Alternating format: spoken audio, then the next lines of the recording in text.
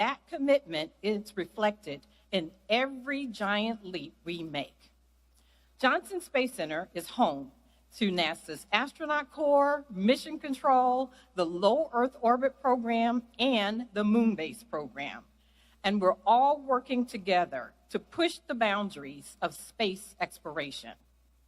Reed, Victor, Christina, and Jeremy captivated the world with their journey around the moon, and they have continued inspiring us since returning home, or as Reed says, to tiny Earth. From inspiring the next generation to reminding us to dare to explore and embrace the very things that challenge us, the Artemis II crew is a testament to what we can accomplish when we come together with a shared purpose. I am extremely proud of the Artemis II crew and everyone that contributed to the success of the mission. This crew, when you see them, they are a reflection of all the people whose dedication, commitment, and sacrifice carried us forward to the moon. We are incredibly grateful for the bipartisan support that made this recognition possible, and we are honored to welcome President Donald J. Trump, whose commitment to excellence and American leadership in space continue to advance our mission. Thank you to all of our federal and state guests here today for all their support.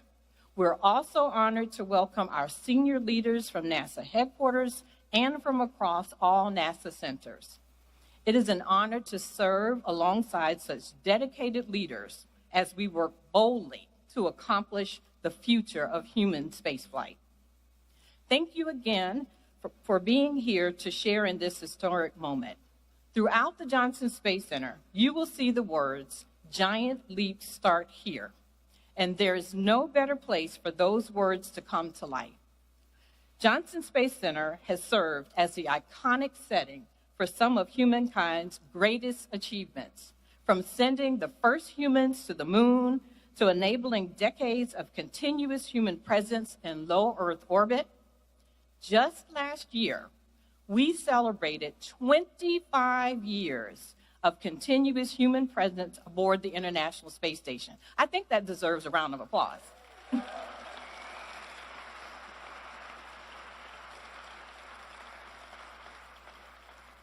That milestone was made possible through the dedication and expertise of generations of Johnson's workforce and our partners around the world. This fall, we look forward to celebrating another incredible milestone as Johnson marks its 65th anniversary.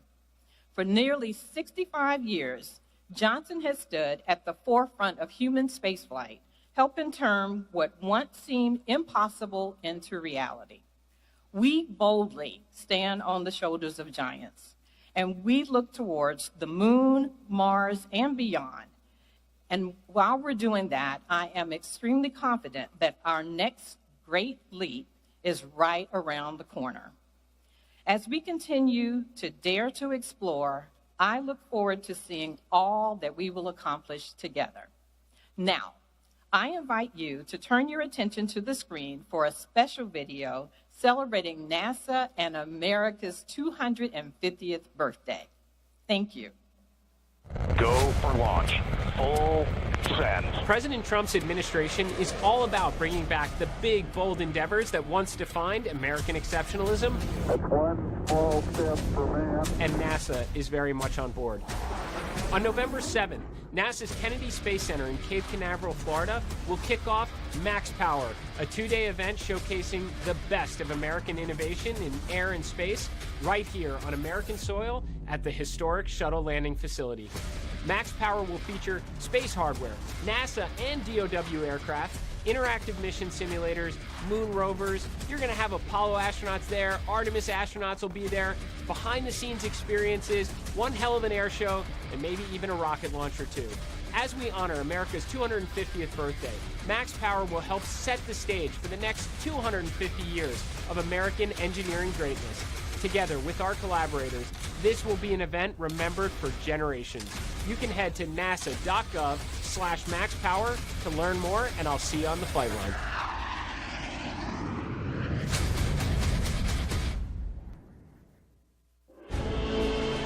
Please welcome United States Representative and Chairman of the House Committee on Science, Space, and Technology, Brian Babin.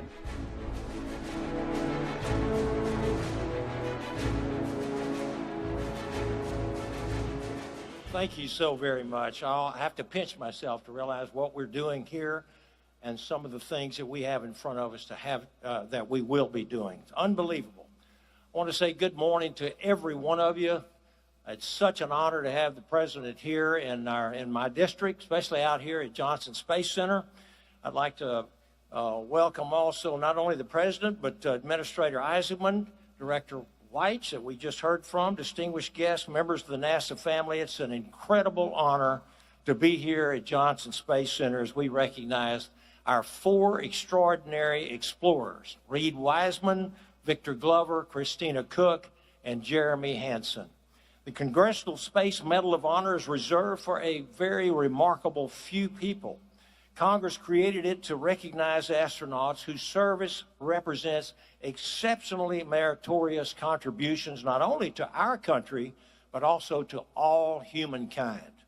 Today, the Artemis II crew joins the ranks of spaceflight legends like Neil Armstrong, John Glenn, Alan Shepard, Jim Lovell, and John Young. And they have certainly earned their place among these illustrious people. Earlier this year, these 4 astronauts climbed aboard the capsule Orion and did something that humanity had not done in more than 50 years. They left low Earth orbit and ventured around the moon farther than anyone in history has ever gone. But the significance of Artemis II cannot be measured in just simply miles. Their mission proved that America is once again capable, very capable, of sending humans into deep space, and it tested the systems and the operations that will help return astronauts to the lunar surface and ultimately take us beyond. Mr. President, who will be here in just a little bit, it is a great honor that you will be here and have you in our district, and without doubt, our president is a winner, and he has made it clear that America should settle for nothing less than first place in anything, any endeavor that Americans attempt. Especially when it comes to the moon, I could not agree more. We cannot afford to lose this race. Without question, we absolutely must beat China, our peer adversary, back to the lunar surface and ensure that the next era of exploration is led by the United States of America and our partners. I know that Administrator Isaacman is working tirelessly alongside my good friend Vanessa Weitz and our other Senate directors to keep Artemis on track and to ensure that we will accomplish this goal.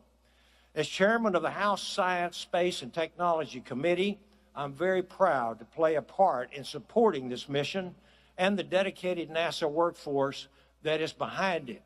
We sent 4 astronauts around the moon, but it took thousands of Americans working behind the scenes and tirelessly to make it happen. For generations, America has been a nation that refuses to leave the unknown unexplored. That spirit put Apollo footprints on the moon, and this year it sent Reed, Victor, Christina, and Jeremy deeper into the cosmos than anyone before them. Their journey also helped clear the path for those who come next. There are young Americans watching right now Artemis today who may one day walk on the moon, travel to Mars, and make discoveries that we can't even imagine yet. This is the legacy of human exploration. Each breakthrough opens a door to the next one, and each new frontier gives those who follow a chance to reach out beyond it. And to the Artemis II crew, congratulations on your award today. I want to thank you for your courage, your service, and for representing the very best of our pioneering spirit. And you didn't just make history, astronauts. You helped open a new chapter of it. So may God continue to bless each one of you and your families and all of those who are carrying their Artemis mission forward. And thank you. Thank you so very much. This mission is an opportunity for our generation. It's about human history. It's the story of humanity. Artemis 2 is the opening act. We're going to send them farther into space than any humans have gone before. The question isn't go or not go. It's are you going to lead or are you going to follow? We are going for our families. We are going for our teammates. We are going for all humanity. Your Artemis 2 crew is go for launch. Full send. Let's go. 3, 2, 1. Booster ignition. And lift off. The crew of Artemis 2 now bound for the moon. Humanity's next great voyage begins. Our greatest chapters are yet to be written. Go Artemis 2! This is a test flight, and so every single system aboard Orion is getting tested by humans for the first time.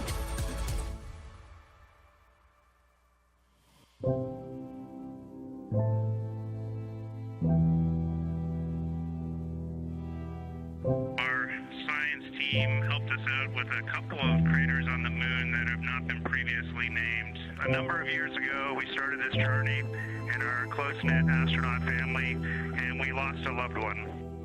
There's a feature in a really neat place on the moon, and we would like to call it Carol.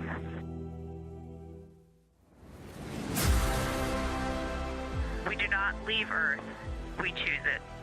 We will always choose each other. We love you from the moon. Absolutely unbelievable. We just went sci-fi. It just looks unreal. If you can't take love to the stars, then what are we doing? That's why we send humans, is that we can share that experience. Kathy Moonjoy. We caught a view of Earth, and now we're completely distracted for a little bit. We look like we're smiling at you, like a little Cheshire cat.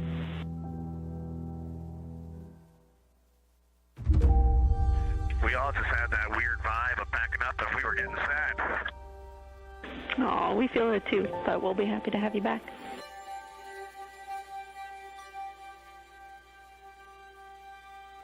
And there go the first series of parachutes. And we're on drogues. Main chute deployed.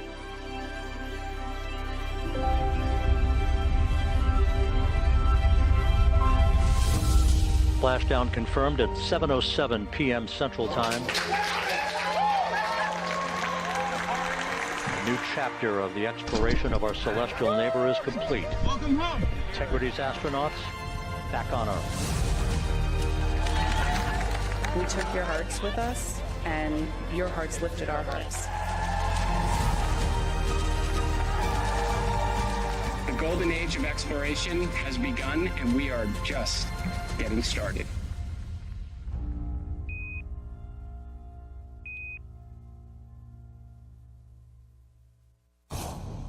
Ladies and gentlemen, please welcome United States Senator and Chairman of the Senate Committee on Commerce, Science, and Transportation, Ted Cruz.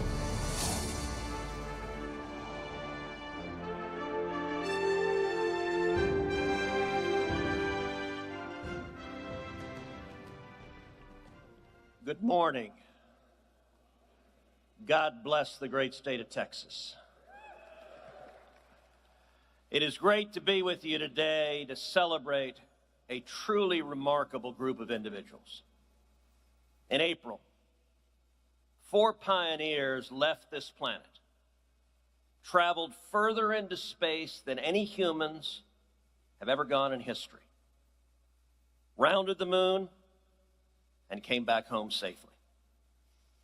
Commander Reed Wiseman, pilot Victor Glover, mission specialist Christina Koch, and mission specialist Jeremy Hansen proved that America remains the gold standard in space exploration. America leads where others hope to follow. It is fitting that we honor this crew here at Johnson Space Center, the beating heart of American human spaceflight.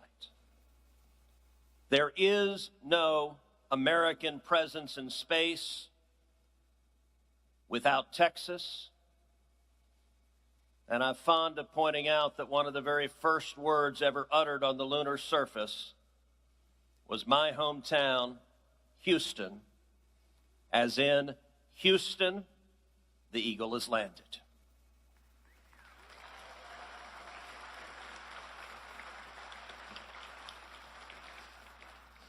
Elsie's a Dallas guy, so I got to glare for that one. While Artemis II was in orbit, I was fortunate to spend time in the mission evaluation room with those working tirelessly to bring the crew home. Each of you are critical to securing America's Artemis legacy, and I thank you for your disciplined service.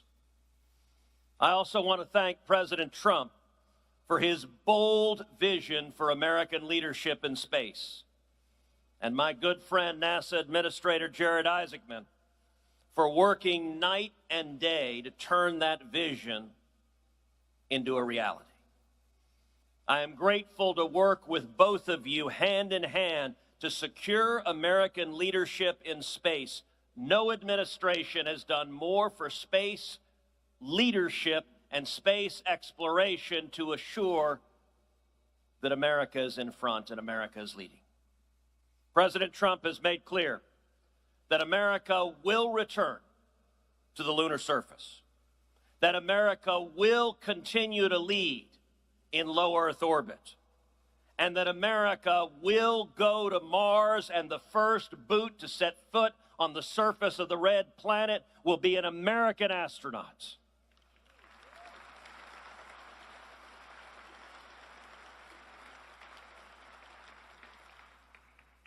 And President Trump's bold vision for an American moon base is precisely the ambition this moment demands. It's exactly why I've introduced legislation to help make the moon base a reality, housed right here at Johnson Space Center.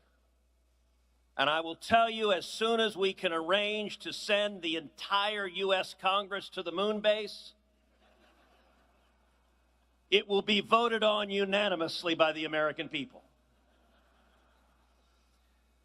This is a race to ensure that America, not China, sets the standards in space. China intends to establish its own presence on the moon. We cannot afford to sit and watch from the sidelines. We will beat China.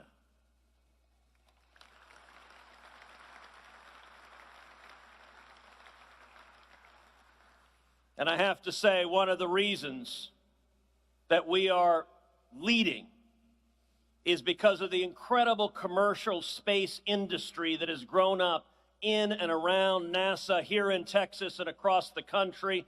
Bold entrepreneurs, including Dave Limp at Blue Origin, Cam Gafarian. And I want to point to you something that I think we're going to look back as a turning point in space. Earlier this year, the IPO of SpaceX, the largest IPO ever, made at least 6 new billionaires, made over 400 centimillionaires, and made over 4,400 new millionaires. Now, what does that mean? I think we're going to look at this moment like the Cambrian explosion that began spreading life on planet Earth. Because you're going to see all of those young techies who suddenly have a gigantic amount of money and a big vision, and I'm telling you, 10 years from now, that SpaceX IPO will have created a venture capital ecosystem here in Texas that is going to fund hundreds of new space ventures and is going to make sure that Texas continues to lead in space for the next 100 years. The next astronauts who travel to the moon will do so because of Artemis II. Future generations will look back to this mission as a turning point in lunar and space exploration. Because of Reed, Victor, Christina, and Jeremy, and the countless people who made this mission possible, our dreams for the future of humanity can become a reality. It is an honor to commemorate your accomplishments with the Congressional Space Medal of Honor. I want to say to Vanessa Weiss, thank you for the great job you do leading JSC. It matters for Texas and it matters for the country.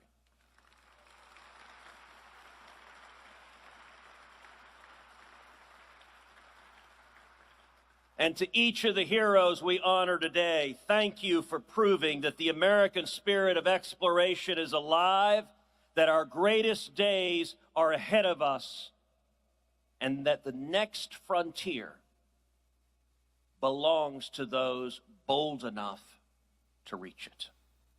Thank you. 4 brave explorers ready to ride the most powerful rocket NASA has ever launched. And liftoff. The crew of Artemis 2 now bound for the moon.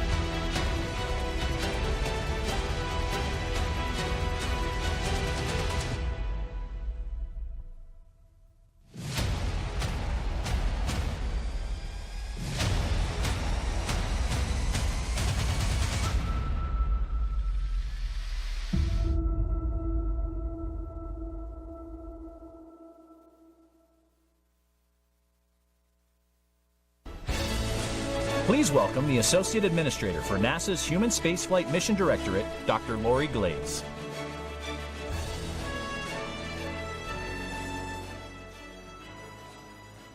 Good morning, everyone. Wow, it is just an incredible privilege to be here as the President awards our Artemis II crew with such a prestigious distinction. And it's so wonderful to see all of our guests, our colleagues and partners that are here today to witness the honor that they're about to receive. It's also a joy for me, and I'm sure for all of you, to revisit the incredible excitement, the inspiration, and the masterful engineering that we all experienced during Artemis II as Reed, Victor, Christina, and Jeremy flew around the moon and laid the groundwork for our next missions. On the day of launch in April, we saw a focused team progress through a smooth countdown after tirelessly running every potential issue to ground. We saw the Space Launch System rocket deliver Orion and the crew to orbit with incredible precision. During the mission, we witnessed the spacecraft's life support systems, its navigation and controls, and its heat shield all perform as expected. Our flight control team executed a near-perfect mission. All of that in coordination with the crew and our managers assessing every risk and evaluating every technical challenge. Our recovery team welcomed our crew home at splashdown and brought them safely back here to JSC. All along the way, our crew showed us their true selves, operating at every step with integrity, resourcefulness, collaboration, and a collective belief in the pursuit of exploration. Since this incredibly successful mission ended, NASA has remained laser-focused on preparing for our next missions to execute the President's national space policy. Our team is working just as hard to get ready for Artemis III in low Earth orbit, along with our lander partners. We're moving with urgency to prepare for our first Artemis missions on the moon's surface, and we're preparing to build the moon base. We continue to fly our expedition crews aboard the International Space Station, which is essential because humans are critical to maintain and upgrade the station and to perform the sophisticated hands-on research and technology demonstrations for deep space exploration that can't be done here on Earth. Throughout more than 25 years of continuous human presence, we've carried out thousands of science investigations from more than 110 countries, driving breakthroughs in human health and biological and physical sciences.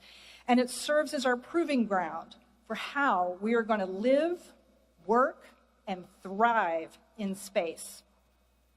The space station is a gold standard of laboratories and partnerships, and our work in microgravity will continue to advance our scientific knowledge, deliver direct benefits to humanity, and equip us to send humans on long-duration missions to the moon and Mars. As President Trump recognizes the Artemis II crew, I want those of you who were part of this mission to know that it is your dedication, your passion, and your drive that helped make all of this possible. The Artemis II took on the risk on behalf of humanity to help set our accomplishments at the moon in motion. And their achievements are possible only because of the unwavering commitment and talent of our workforce. The crew will be the first to tell you that they stood on the shoulders of thousands. Every milestone achieved during that mission was built during the late nights, the rigorous testing, and the meticulous engineering carried out by many of you. And as we look ahead to our next missions, we are pushing the boundaries of what is possible and ushering in a golden age of space exploration. And I could not be any prouder of this team as we carry that forward. Thank you.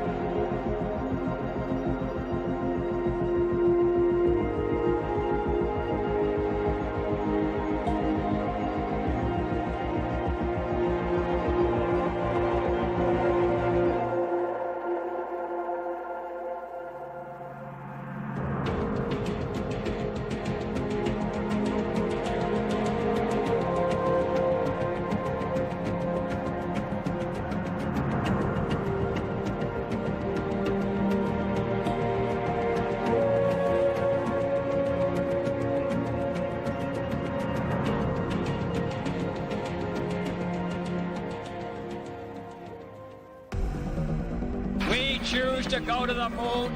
One small step for man. If we look back at the Apollo missions and all of the scientific data that were obtained during those missions, There is boring soil. Hey, it is! we learned so much, not only about the moon, but also about the Earth and the entire solar system. We've only barely scratched the surface in terms of the amount of area we've explored on the moon. We leave as we came, and God willing, as we shall return.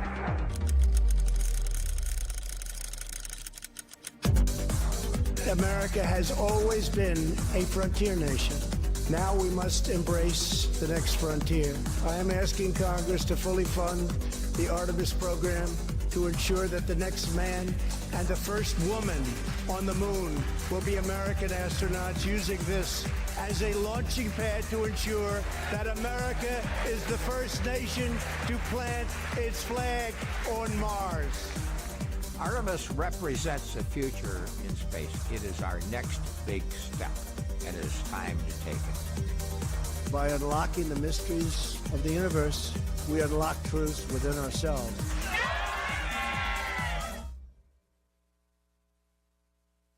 At this time, we invite you to rise if you are able, and veterans and active duty military may render a salute as we honor America with our national anthem.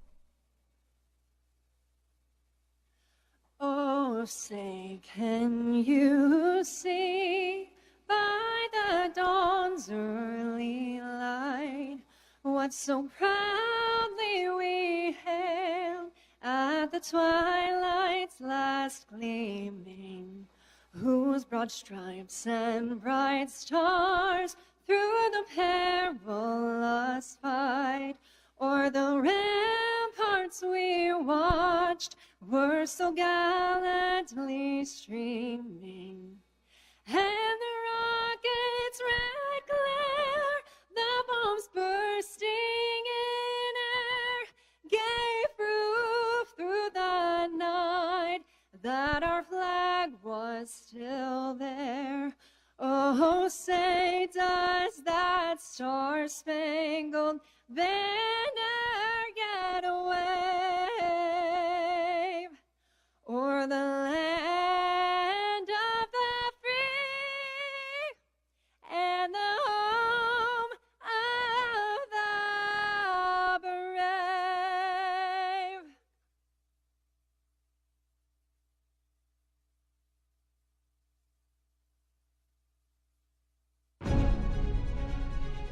From low Earth orbit to the moon and beyond, these explorers represent the United States' future into the cosmos. Please welcome your NASA Astronaut Corps.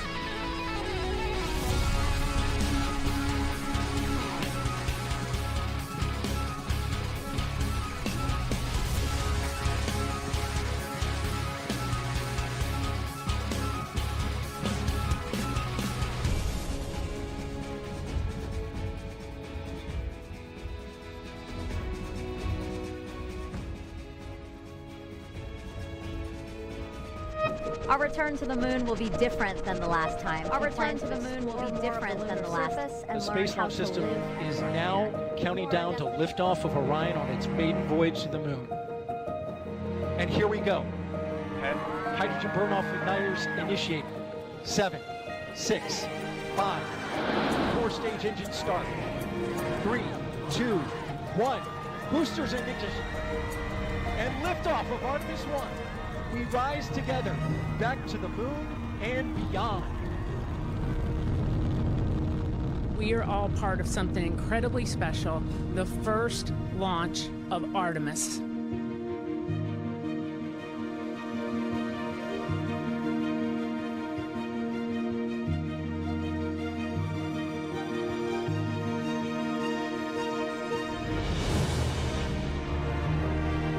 This view of Earth from a human-rated spacecraft not seen since 1972 during the final Apollo missions.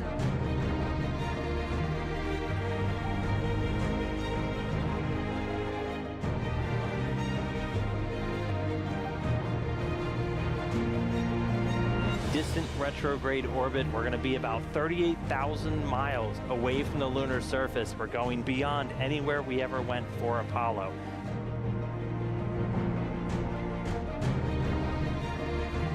The Orion spacecraft is barreling its way back home after circumnavigating the moon and beyond in an elliptical distant retrograde orbit. Splashdown. Orion back on Earth.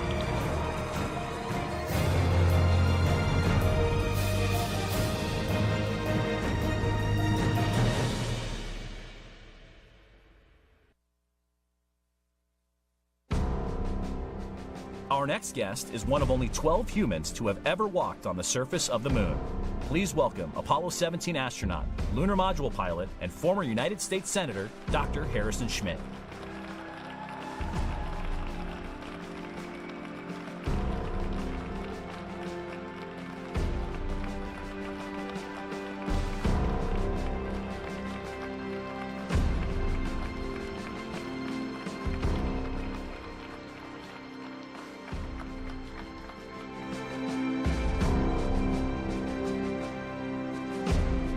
I'm not as tall as I used to be. Ladies and gentlemen, it's a great honor and privilege for me and my wife Teresa to be with you for this extraordinary event, the honor of the Artemis 2 crew. I have a bit of a tradition, which I'm going to take advantage of, that whenever I have a chance to make a presentation, I toss a few soft lunar balls out into the audience. Hello, get it. There you go. Oh, we're going to need some training out there. Ladies and gentlemen, it is indeed a great honor to be with you today.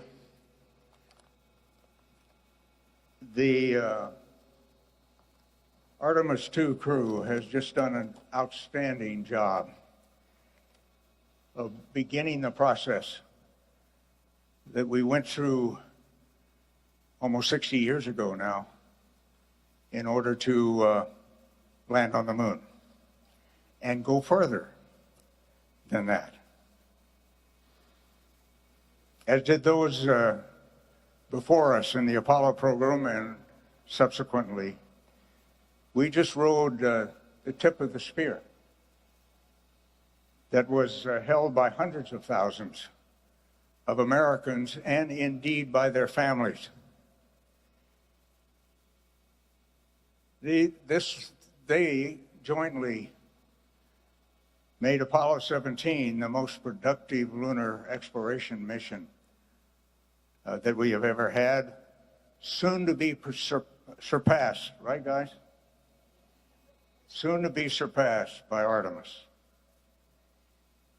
Now, I'd like to have those of you in the audience to raise their hands, and that should be just about everybody, who's either themselves or their families participated in Apollo.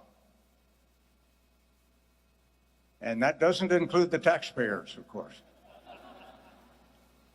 It really was a remarkable time. Apollo 17 success, as the success of all the other missions, was owed to the patriotic dedication, the courage, the competence of young men and women, who designed and built and managed and trained and planned each of the Mercury, Gemini, and Apollo missions. It was an extraordinary privilege for me to be part of that, almost through most of Apollo, certainly the latter portions of it. Now, I'm often asked what it was like to stand on the moon for the first time, and what caught my attention was this valley we landed in. And I only hope that the astronauts behind me will soon surpass the view that I had of a valley deeper than the Grand Canyon. The mountains on the north went 5,000 feet plus above us, above the floor. The mountain on the south, the so-called South Massif, was 7,000 feet plus above the valley floor. And these mountains were brilliantly illuminated by a sun as bright as any New Mexico, Texas, or Arizona sun that you can imagine. But they were set against a blacker than black sky. Just an unbelievable view. And you simulate all of this while you remember that everything you're doing is costing the taxpayer $1 million a minute. And that was in those year dollars. You can do the math. Right, Senator? The Earth that you have a view of, and have seen several on these magnificent videos that have been prepared. The Earth is, when you're in the valley of Taurus Littrow, is hanging over that South Massif that I mentioned. And of course, every once in a while, you have a chance to glance up and look at home. It's only 250,000 miles away. What the heck? But you know that there are thousands of people taking care of you. So you don't worry. I didn't worry about that. That was just no thought at all about worrying about any risk or anything like that that might exist. You try not to do stupid things, but nevertheless, no worry. The kids particularly asked me what walking around in 1/6 gravity is like. Well, if you've ever been on a trampoline, it's like walking on an infinite trampoline, one that never ends. And I've been blessed in my life, and one of the blessings was to spend time in Norway as a Fulbright student. And I learned to cross-country ski while I was there. And that turned out to be a great technique, folks, for walking on the moon. If you want to go any distance or any rate, just practice your cross-country skiing. Now, the temperature that we were dealing with varied basically over about 300 to 400 degrees, depending Fahrenheit or centigrade or Fahrenheit, depending on how you do it. And, of course, anything the sun was illuminating in the absence of any atmosphere got very hot, including your suit. We had great cooling. We had water-cooled underwear, by the way, in case you've forgotten. And anything that's in the shade gets very cold. It's exposed to 4 degrees Kelvin, which is the space temperature. And maybe increasingly through my activities, continued activities as a researcher, you're sampling evidence of creation. That's what exploration of the moon and of the Earth, and eventually of the rest of the solar system is all about. We are sampling creation. God is on our side, folks. In this infinitely complex movement of freedom into the solar system, and I'm absolutely convinced he wants us to go farther. Now, he's also on our side as well as the infinitely equally complex challenge we have in the preservation of freedom here on this planet. And I'm sure Artemis will continue to do what is required and will make God proud of these critical endeavors. And I want to, in advance of his appearance, thank President Trump for the fantastic support that he has given to space exploration and settlement. God bless the United States of America. And it is now my pleasure to introduce Colonel Matt Anderson, the Deputy Administrator of NASA. Thank you, ladies and gentlemen.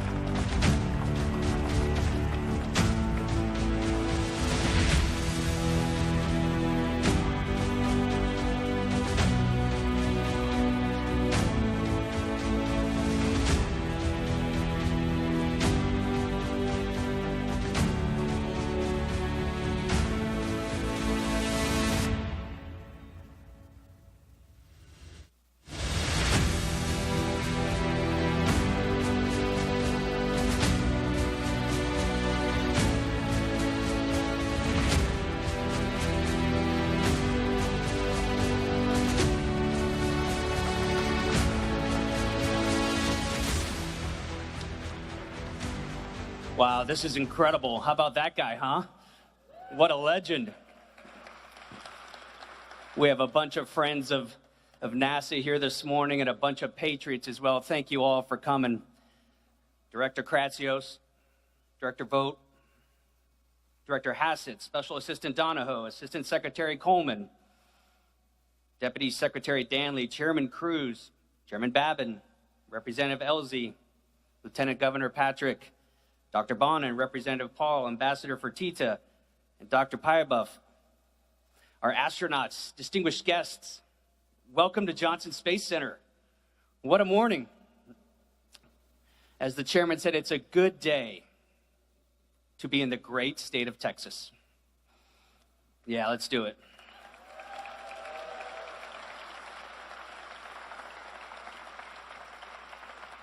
For more than 60 years, this center has served as the heart of human spaceflight. The patriots who work here keep America first in space. And I'd like to start by giving them, and frankly, all of our NASA rock stars around the world, a warm round of applause, if you join me.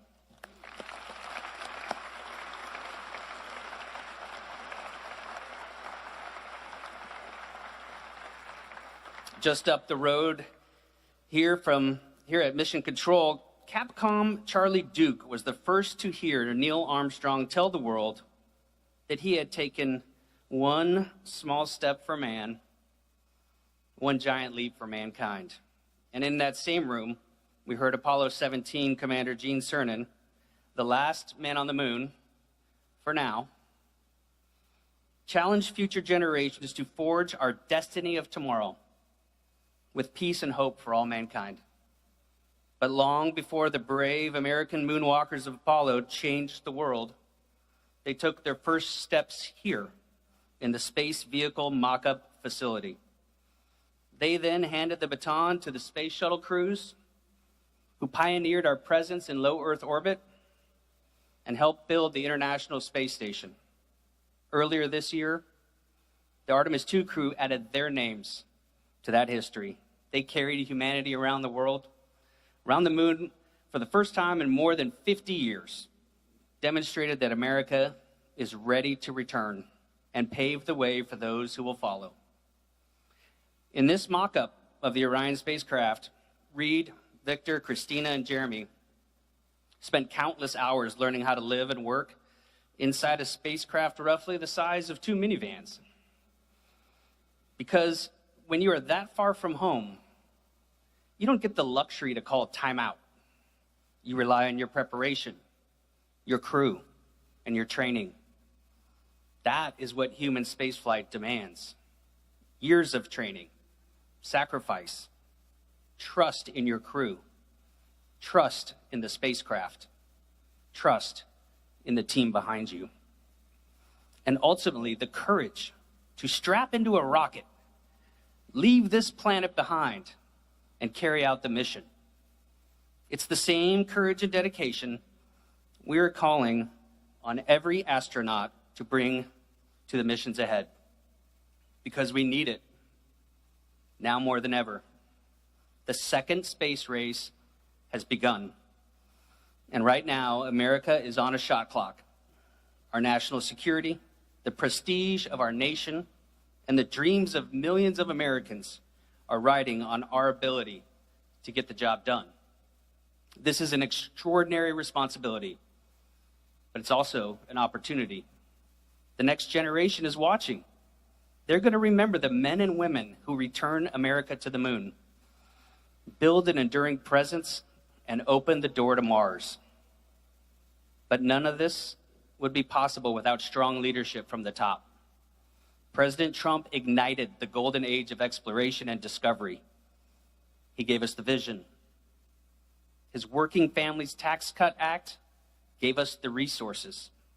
And the Artemis II crew took the first steps. For their courage and service, today the President will present this crew with the Congressional Space Medal of Honor. But before I bring them out, we'd like to give you a recap of what it took to earn this honor. This mission is an opportunity for our generation. It's about human history. It's the story of humanity. Artemis 2 is the opening act. We're going to send them farther into space than any humans have gone before. The question isn't go or not go. It's are you going to lead or are you going to follow? We are going for our families. We are going for our teammates. We are going for all humanity. The Artemis 2 crew is go for launch. Full send. Let's go. 3, 2, 1. Booster ignition. And liftoff. The crew of Artemis 2 now bound for the moon. Humanity's next great voyage begins. Our greatest chapters are yet to be written. Go Artemis 2! This is a test flight, and so every single system aboard Orion is getting tested by humans for the first time.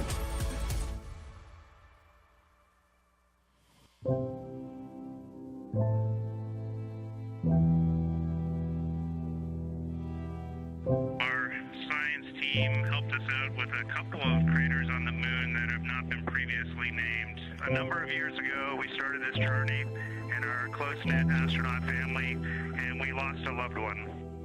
There's a feature in a really neat place on the moon, and we would like to call it Carol.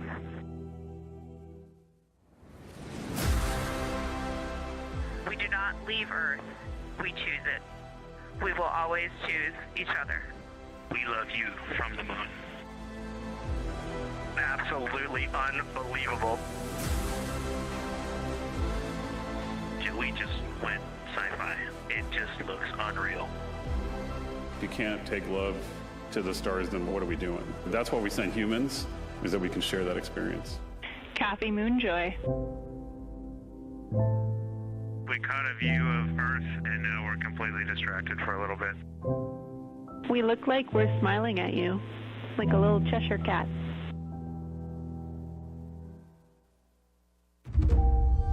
We all just had that weird vibe of backing up and we were getting sad. Oh, we feel it too, but we'll be happy to have you back.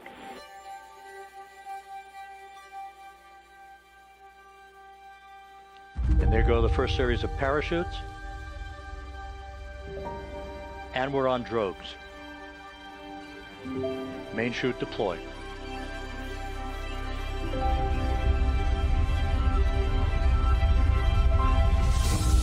Splashdown confirmed at 7:07 p.m. Central Time.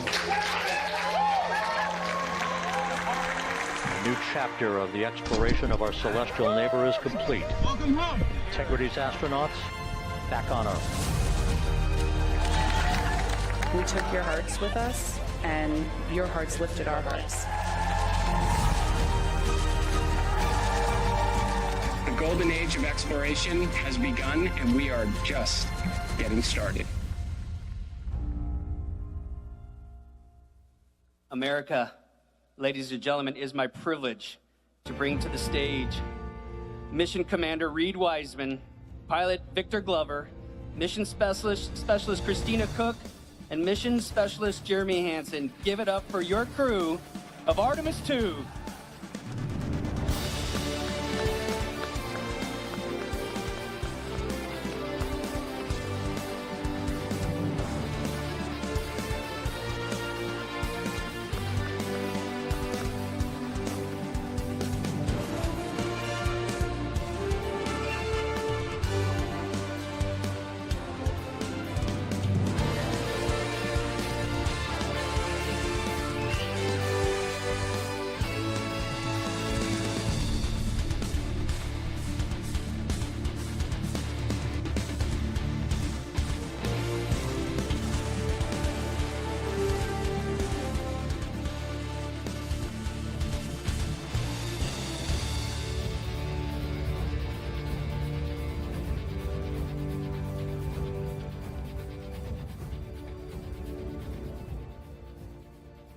The moon, to me, it's the thing that connects me together with all the other humans in my life. I remember being a little kid lying in bed at night and just looking out at the moon in whatever phase it was in, and I was thinking, man, my friends that live like 20 miles away, they can probably look out and see that same exact moon. And then when I was in the Navy and I would look out at the moon and I'd be halfway around the planet, and I would think, man, my brother can see that moon where he is, and he's halfway around the planet from where I am. To me, it's a connection of life on Earth. We can all look up and see that moon, and it's always changing. The moon is never the same 2 days in a row. I love that.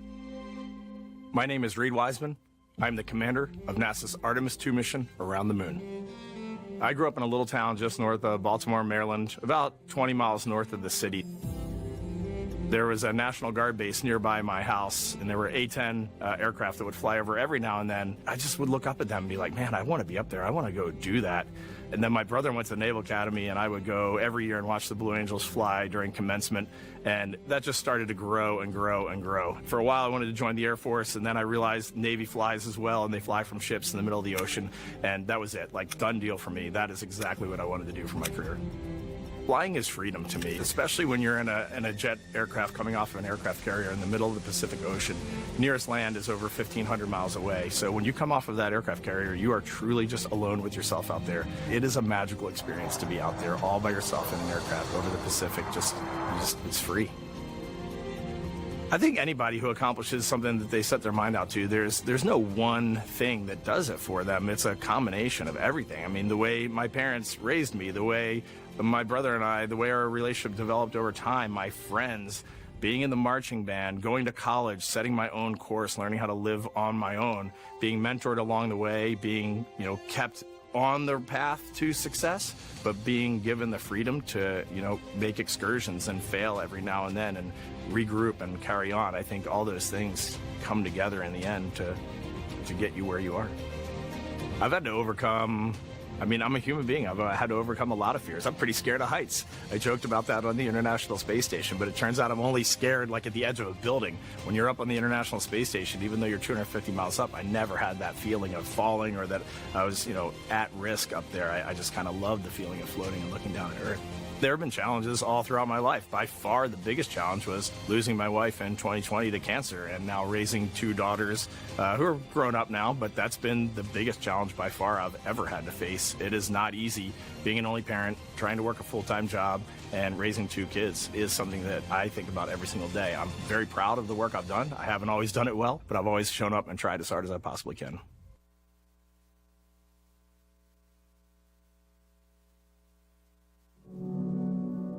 I do wonder what it's going to be like when we are really far from Earth and can see it. The sensation of being so far away from everything that you know. I had that sensation on the space station the first time I got to sit in the cupola for a really long time. So I can only imagine what that's going to be like from 200,000 plus miles away. My name is Victor Glover, and I'm the pilot for NASA's Artemis 2 mission around the moon.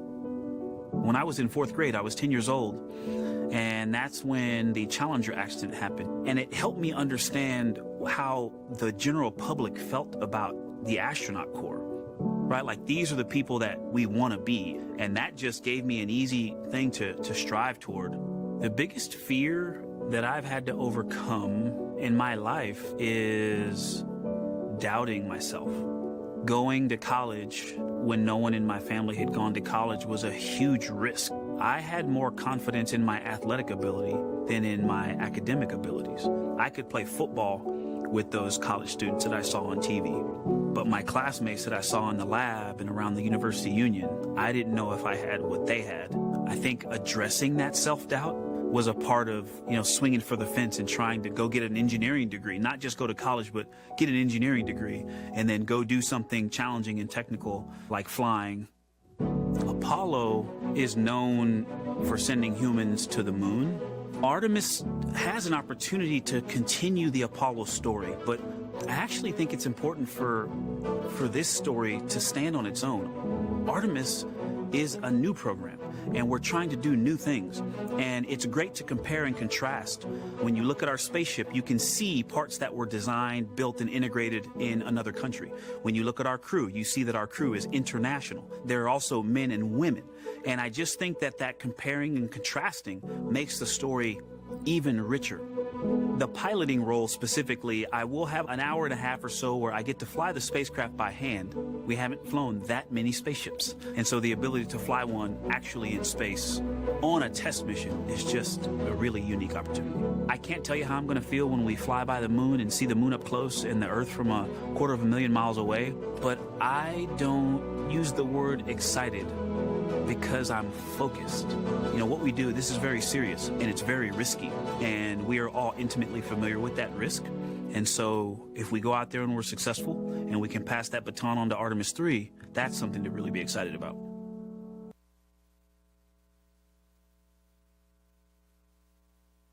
I tell a story, which is one that my dad told me before the Apollo missions when he was just a very little boy.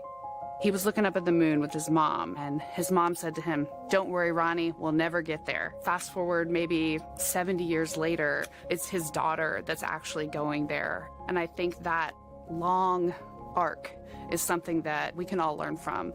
The idea that the seemingly impossible becomes possible if you just believe in it and are willing to work hard and come together to achieve it. My name is Christina Cook, and I'm a mission specialist for NASA's Artemis II mission around the moon. When I look back on my dreams as a kid, I definitely never thought I would actually get here. I was very pragmatic. Even though I'm a dreamer, I knew that the odds were way against me again, so I might as well do something I'm loving in the meantime. I definitely loved science and math in school and, did pretty well in those things, but I also loved being active. I was always outside. I loved things that made me feel small. I loved looking at the night sky, oftentimes between the pine tree branches, or I loved the ocean. North Carolina also has mountains, and when we go there, I just loved the vastness of all of those things. I loved how they made me feel and what they made me think about, and the vastness of the universe and how much out there was to learn. I'm drawn to exploring. I'm drawn to challenges that involve both mental and physical, and I'd much rather be solving problems wearing a whole lot of equipment and in a harsh environment, and that's just something I've carried with me ever since I was a kid. Thinking about the fears or challenges that I've had to overcome, there are just so many. I mean, basically, it's just that has been the journey. I always say to people, do what scares you, and that means I have to follow my own advice. So doing what scares me meant getting on a plane and going to the Antarctic, getting on a plane and going to study abroad in Ghana, applying to become an astronaut, opening the EVA hatch in the airlock and going out of it into the darkness, strapping myself onto a rocket. And so for me, I think that no matter what the challenge, recognizing that if people believe in you and you believe they believe in you, the challenges seem always a little bit easier. To me, the moon, it represents history. It is a witness plate. Everything that's ever happened to the moon is still written on the moon. Every single person has looked at the moon their entire lives. We see the same moon. That's something really special. It's just the epitome of a symbol of something that's in each of our hearts, but that's also represents exploration and reaching.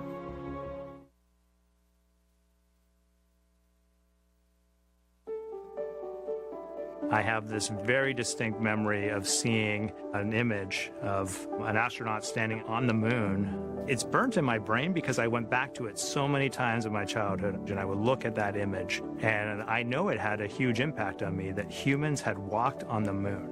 My name is Colonel Jeremy Hansen. I'm an astronaut with the Canadian Space Agency, and I'm a mission specialist on NASA's Artemis II mission around the moon. My elementary school years, I grew up on a farm outside of London, Ontario. I spent as much time as I could with my dad on the farm. I learned the value of hard work, for example. If I wanted to go to work with Dad, it was going to be a long day, and I was going to have to not complain, or I wasn't going to get to go the next day. I had a treehouse. I had a vivid imagination, and I changed my treehouse into a spaceship. I made all these dials and controls. I had circuit breakers for switches that I found in the barn, and I was exploring space in my imagination. The most important thing I did to get to where I wanted to go in life, which was flying fighter jets and eventually becoming an astronaut, is I shared those desires with other people. And it turns out, just like you don't go to the moon on your own, if you could, I would have done it a long time ago in my treehouse as a kid, you have to go as a team. I think the biggest impediment to achieving my goals was, of course, myself. And I think that's a common human experience. There are many times where just little things would get in my way, and my immediate interpretation of that was, well, now that goal's out the window. You know, people must have lifted me back up, and somewhere in the back of my head, that persistence came through. And I think that's a common human experience, to doubt ourselves.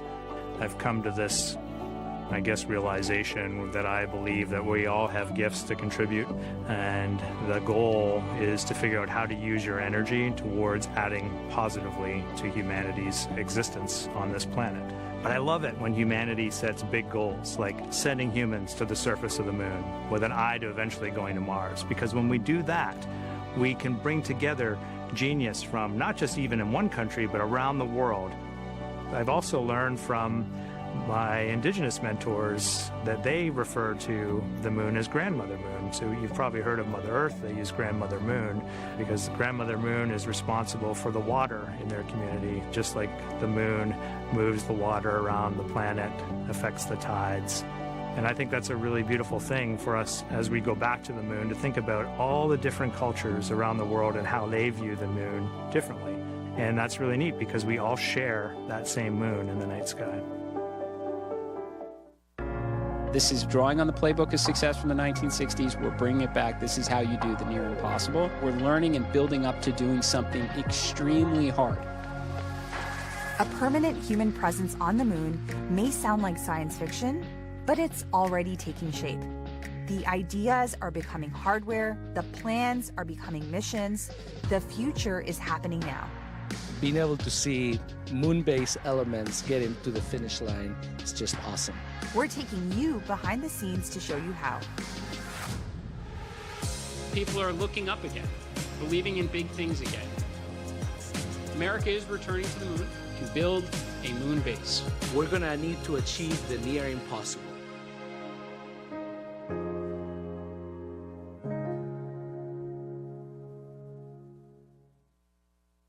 NASA is building a moon base, a place where astronauts will live, work, and conduct science on and around the moon. Now, building a moon base won't happen all at once. It will take more than 20 lunar landings during the first phase, with each mission delivering the equipment, technology, and science needed to build, learn, and improve.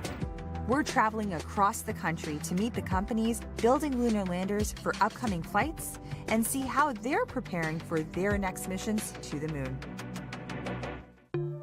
Just north of Austin, Texas, Firefly Aerospace is preparing for its second mission to the moon. NASA's Carlos Garcia Galan is taking us inside its headquarters, where engineers are preparing the lunar lander for its upcoming mission. Love to see the hardware ready for moon-based mission, Blue Ghost 2. So tell us a little bit about what we're looking at. Yeah, so what we're looking at right here is, like you mentioned, our Blue Ghost Mission 2 lunar lander. The lander is now stacked. It's starting to really look like a lander, and we're getting ready to install our electronics and all our payloads. Blue Ghost Mission 2, the lander, is going to the far side of the moon. And that is really driven by one of the payloads that will sit on the top deck of the lander. It's called Lucy Knight. So that's a radio astronomy telescope. So they want to sit on the far side of the moon, away from all the noise from Earth. So the moon's kind of blocking all of that. And they're looking back at the cosmic dark ages. So that's a very amazing payload, yeah. We will also have another payload that we will have put into orbit. So it'll be in an orbit around the moon. So that's Lunar Pathfinder. We have a rover on board. Super exciting. Yeah, so that'll be our first mobility payload that we have. So all of those are coming along with us. They're each going to gather science, technology data, and it can all be used on future missions. A lot of the people that worked on mission 1 are still here working on mission 2, so we have all that knowledge still in-house. And then you're implementing all the lessons learned because we have all that great data from Blue Ghost mission 1. So it does feel easier, so it feels like the wheel is starting to really turn a lot faster, and then we've got these other moon-based awards, so it's really about, can you make it repeatable, can you produce it? Yeah, can you be successful several times? Is the excitement building up? Oh, yeah. I mean, you're getting pretty close. Yeah, I think anytime that you have something in the clean room where it's like, you look at it and you know, like, that's my lander, that's going to the moon. It's also humbling. It's like, hey, we did it one time, but now we need to do it 2, 3, 4. We need to keep doing it and keep upping the bar and getting better each time.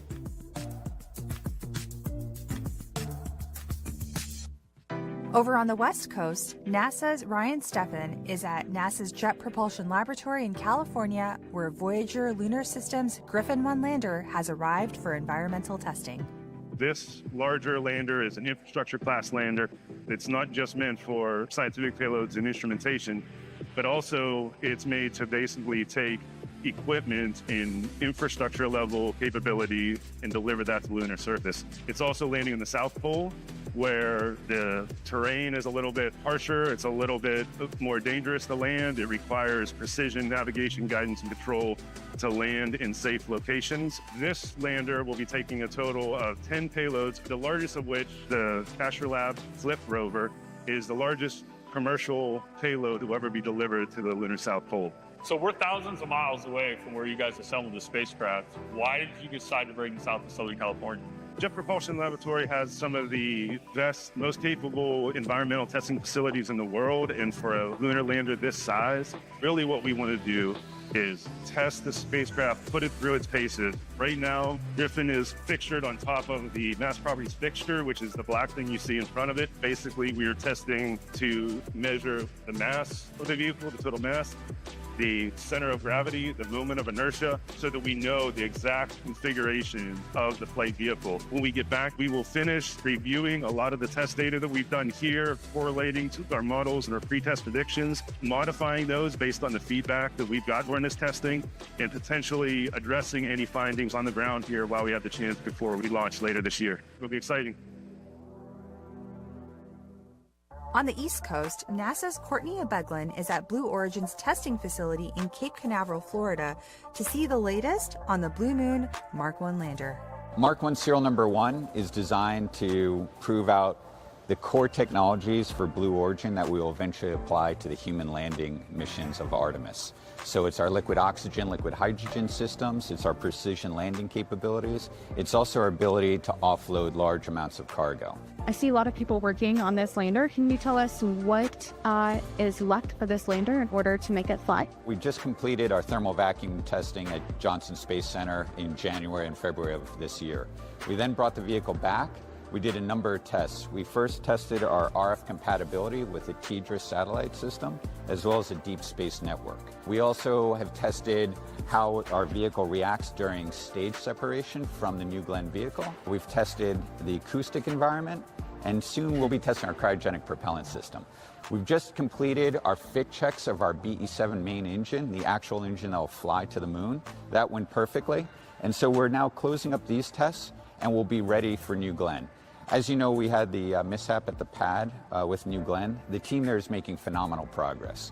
We are working to have serial number 1 ready and stored in a quiescent state for when New Glenn is ready. We expect that launch to occur in Q1 of 2027, and once that's complete, we'll now continue on to serial numbers 2, 3, and 4. We're also carrying NASA payloads, the SCALPS payload, which will allow us to visualize what the exhaust from our BE-7 engine is doing to the surface of the moon, so that will feed forward to heavier landers in the future. We also carry a retroreflector from NASA on this mission. NASA's been a phenomenal partner to us. They've been working hand in hand with us, and that's what's going to allow these 4 serial numbers to come off the assembly line as quickly as they are. In Houston, NASA's Adam Schlesinger is at Intuitive Machines headquarters getting an up-close look at how the Nova C lander is being prepared for its 3rd mission to the moon. So this spacecraft is our Nova C. This is our IM-3 vehicle. As you can see, up on the top is the methane tank. The oxygen tank is below. The engine actually sits right here underneath. This is the engine deck. You can see that we've just put the top deck onto this spacecraft. So we're excited. Within the next month, we're going to be putting the engine in, and we'll be taking it outside for a hot fire test to confirm that the engine is ready to go for launch. Great. And after that test, what's the path look like to get to launch? We bring it back inside here. The payloads sit on panels that go on the outside of this spacecraft. So we bring those panels in, we do integrated testing, and then we do some vibration testing. We send it down to the Cape, and we get ready for launch. This vehicle will have 5 NASA payloads looking at the magnetic anomaly that's at Reiner Gamma on the near side of the moon. So it's a super exciting science mission. We're also doing other science. So we have 6 commercial payloads. We have a payload from the Italian Space Agency, and we have the 5 NASA payloads, doing lots of different types of science. And this is the 3rd IM Eclipse delivery. Can you talk about some of the lessons learned from the previous 2 and how that's being applied to this one? Yeah, absolutely. So on IM-1, which was in 2024, and IM-2, which was in 2025, we learned lessons. We learned things about this spacecraft. We learned how it landed and how we could make it better. And so we're integrating all of those lessons learned into this spacecraft and our future spacecraft, IM-3, 4, 5, and 6, which are all on schedule to extend the moon base capability. These ranging from minus 334 degrees Fahrenheit to over 130 degrees. This huge swing means the power, communications, and landing systems we build must withstand both intense cold and strong heat. This is no small task, so NASA is teaming up with Northrop Grumman on 3 new technology demonstrations that will be delivered to the lunar surface beginning in Phase 1. The goal is to reuse key power, avionics, and communication systems originally developed for the Gateway program's HALO module. These test missions will give new purpose to existing hardware to help build the infrastructure that Artemis crews and robotic explorers will depend on at the moon base. This is only the beginning. Continue to follow along as we bring you up close and share details about what's on the horizon as we build humanity's moon base together.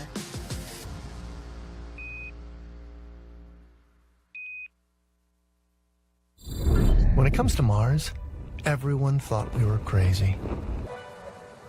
But sometimes, that's what it takes. We're making science fiction reality, writing the next chapters in the story of Mars exploration. But it doesn't happen overnight. Getting there is never easy. The first powered flight by an aircraft on another planet. It takes courage, creativity, resilience. It takes a legacy of daring, mighty things, of failing. Come on, listen, hear me out. And picking ourselves back up. We've been here before. Decades of success. Building the future isn't for everyone. But for us, it's written in our DNA. We are the architects of the impossible. And on Mars, we've only just begun.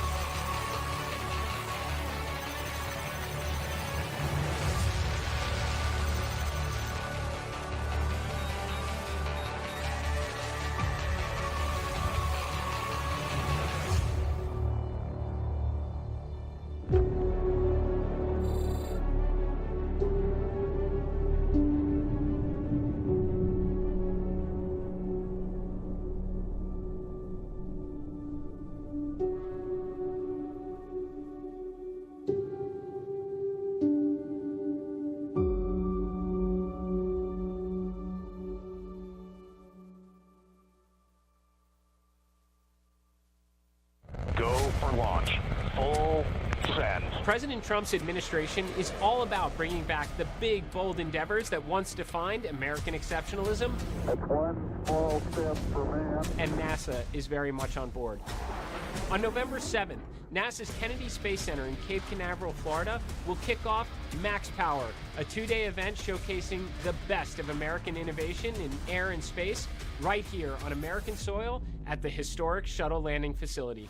Max Power will feature space hardware, NASA and DOW aircraft, interactive mission simulators, moon rovers. You're going to have Apollo astronauts there, Artemis astronauts will be there, behind-the-scenes experiences, one hell of an air show, and maybe even a rocket launch or two.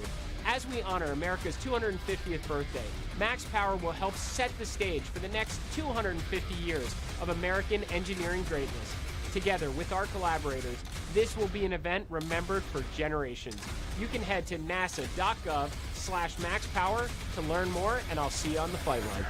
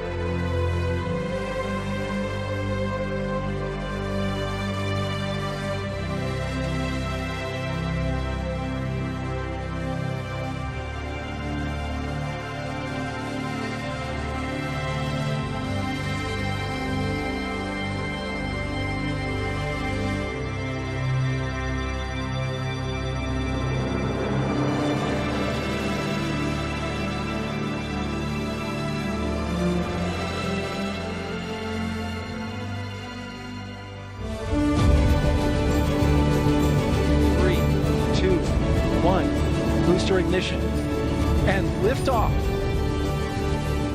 And so with that, the Artemis 2 crew hands you the baton. You got the controls.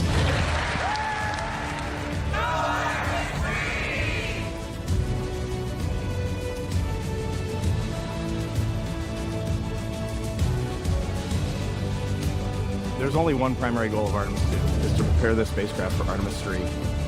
And then we're going to go hand off that baton to Artemis 3 and then cheer them on full-throated. I hope that people recognize that Artemis 2 was the stepping stone for something so much greater.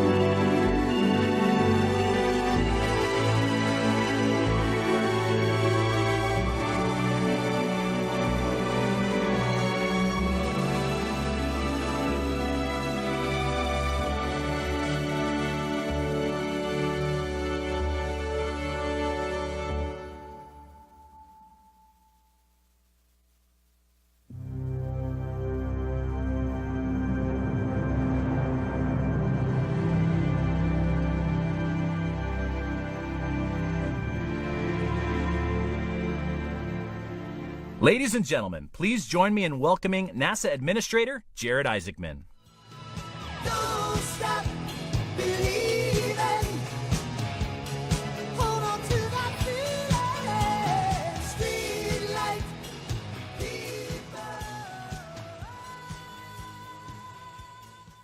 Good morning, everyone. Mr. President, welcome to Johnson Space Center. I am grateful to serve under a president with the vision and determination to ensure American leadership across the great frontier of space. A president with the foresight to see the diplomatic potential and give us the Artemis Accords. We now have 70 nations that have signed. The 71st will sign on Monday. The foresight to see the national security implications and give us the United States Space Force. The foresight to see the scientific, the economic, the inspirational potential and give us Artemis and Moonbase. President Trump knows great nations do great things, and he has given NASA the mandate and the resources to undertake the big, bold endeavors and achieve them. I am so grateful also to Chairman Cruz, Chairman Babin, Director Hassett, Director Kratsios, Director Pulte, and so many others that are also here from Congress for the support and the flexibility to enable the world's greatest space agency to compete in this very real second space race.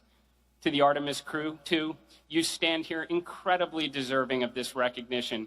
Thank you for showing us the moon again, for showing the world your humanity, and for passing your knowledge and the baton to the astronauts who will follow in your very accomplished footsteps.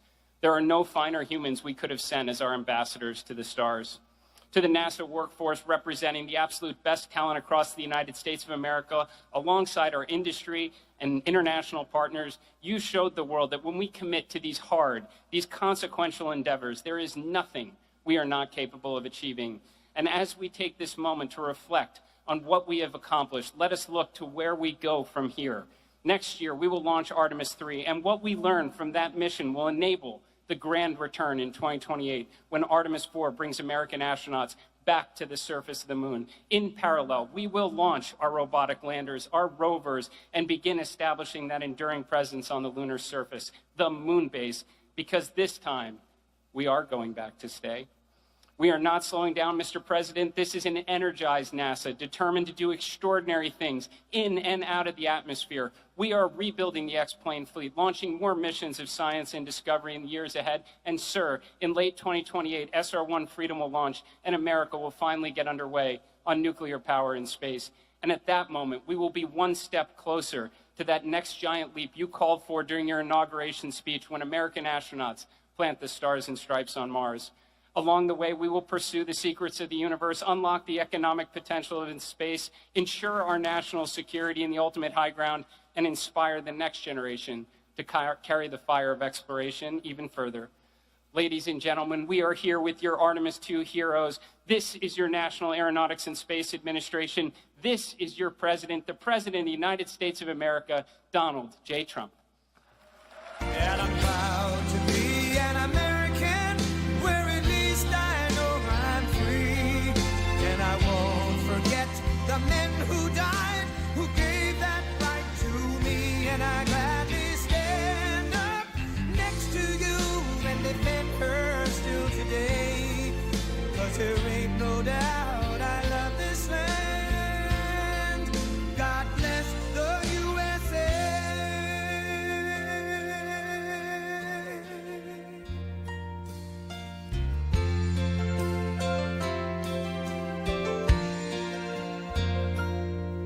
From the lakes of Minnesota to the hills of Tennessee, across the plains of Texas, from sea to shining sea, from Detroit down to Houston and New York to LA, where there's pride in every American heart, and it's time we stand and say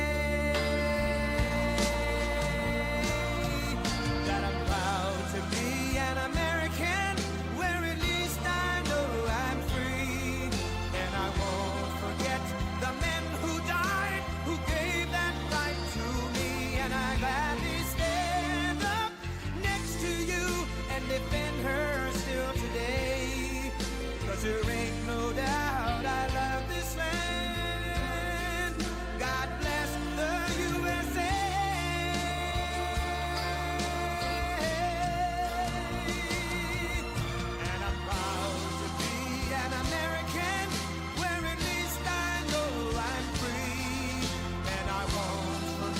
the men who died, who gave that right to me, and I gladly stand up next to you and defend her still today. 'Cause there ain't no doubt I love this land. God bless the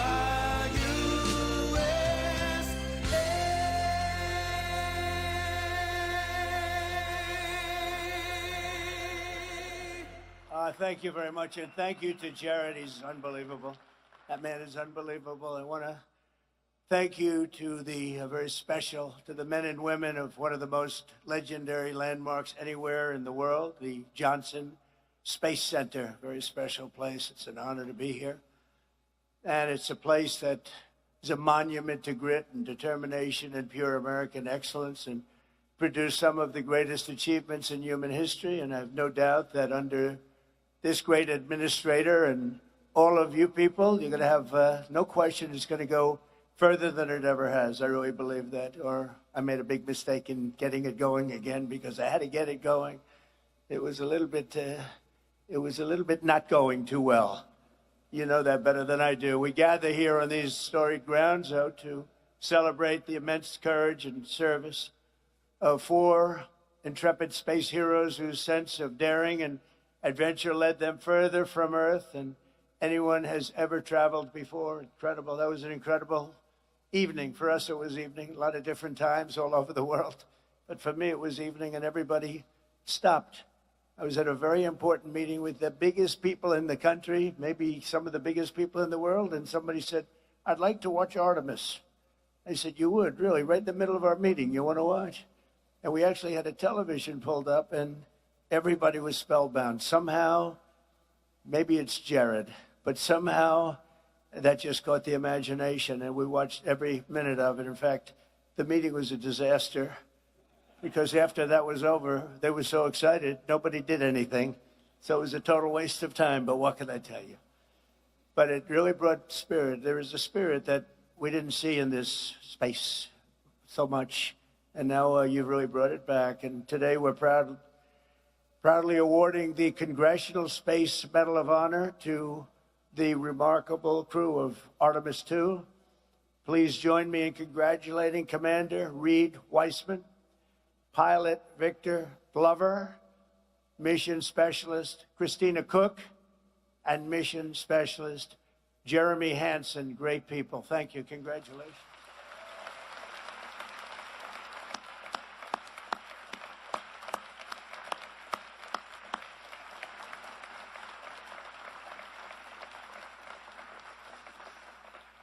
Then I'm going to be presenting them a little something in a couple of minutes.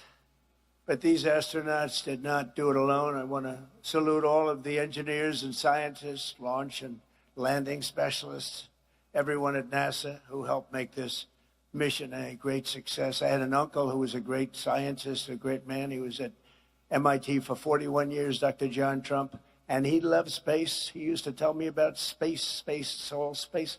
He would throw in the word nuclear every once in a while, but he loved space. So I guess we have genetically, I believe in that stuff. I love it. I find it so interesting, so amazing. It's very special.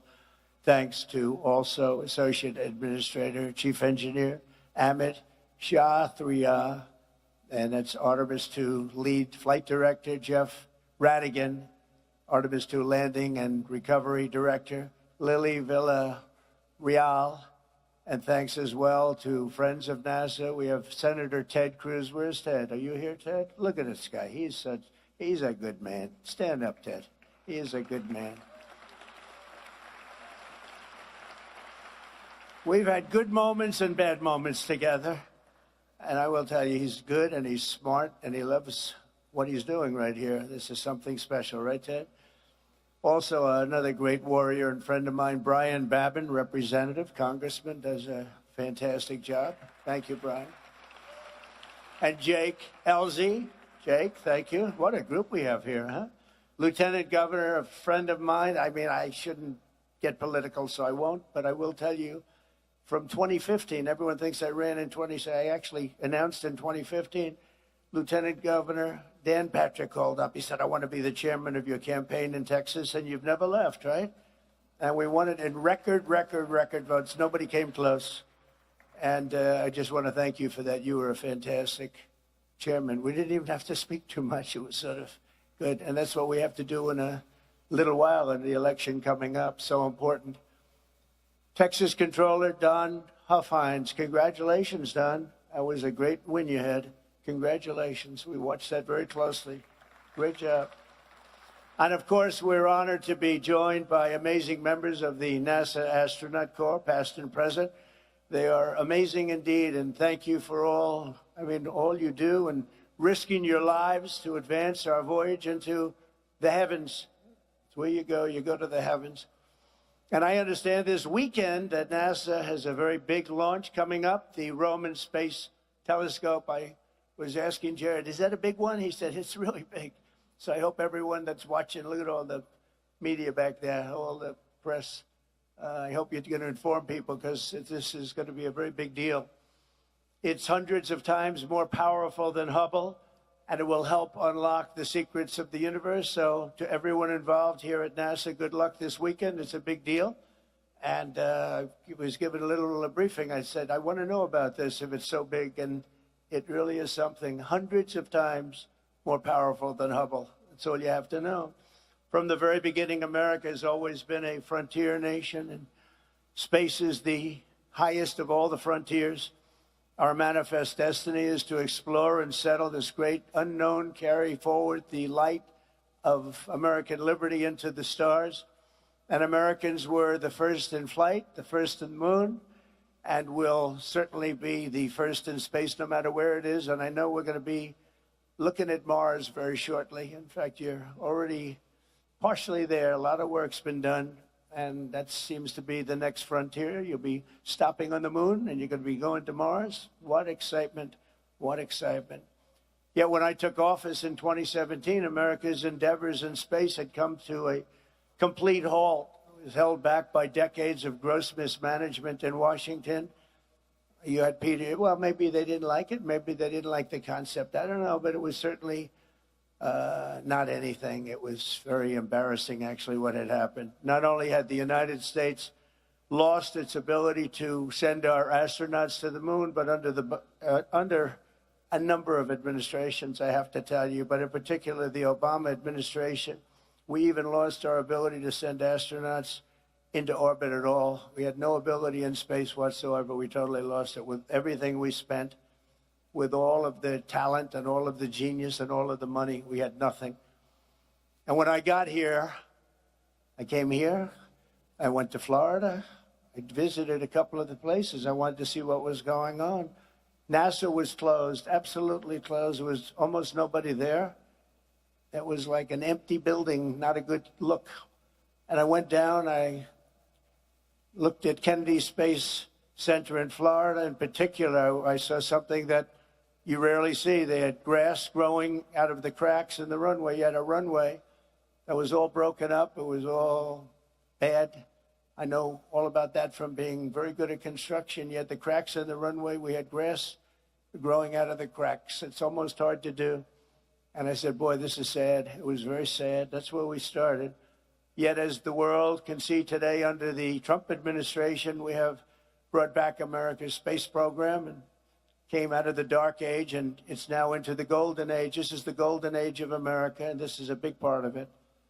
So to every astronaut here today, I want to make this promise to you. Our nation will conquer, and we will conquer indeed this vast frontier that we have before us, and we'll reach American courage, and we'll use American genius and daring and all of the things that we have that nobody else can ever compete with.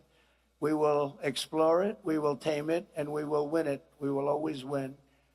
In 2016, the United States of America and our government, private sector, launched just 22 rockets into orbit combined.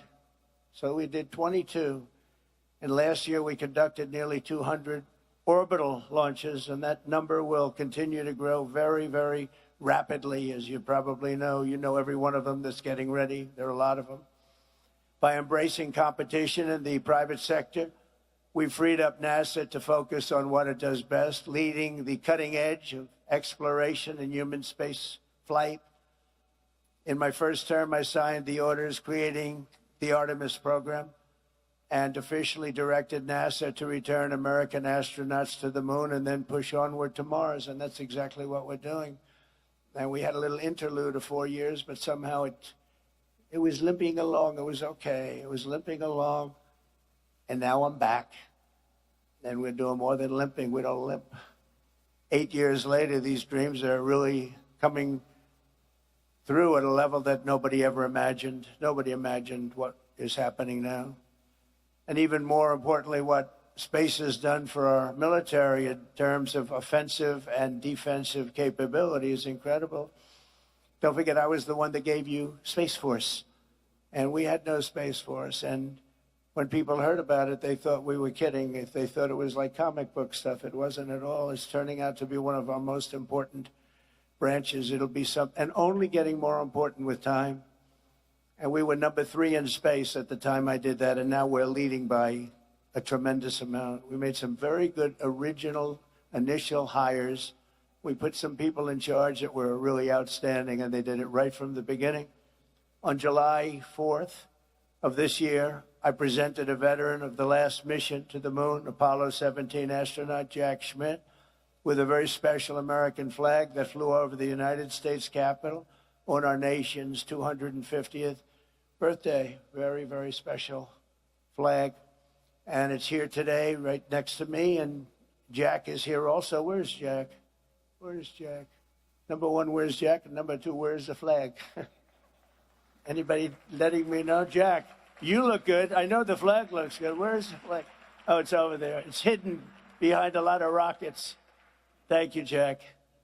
Very good. I was wondering, I'm saying, am I supposed to be introducing a flag that I can't see? It's invisible.